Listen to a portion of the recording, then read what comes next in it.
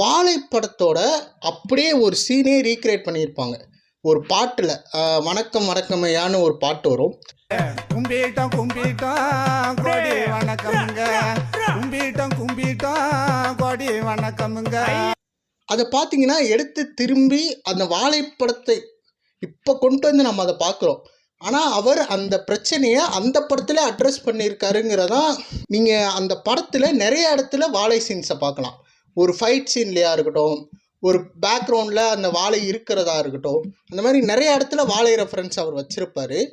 அவன் அடிக்கிறதே பார்த்தீங்கன்னா இவ யாரும் என்னை கை நீட்டுறதுக்கு அப்படின்னு சொல்லி தான் அந்த போலீஸ்காரர் இந்த பெரியவரை அடிக்கிற மாதிரியான சீனாக இருக்கணும். சார் அவரை போய் என்னையா அவரை போய் அவனை பெரிய வக்கீலுக்கா படிச்சிருக்கான், பெரிய இவன் மாதிரி போலீஸ் முன்னாடி பேசுறான்.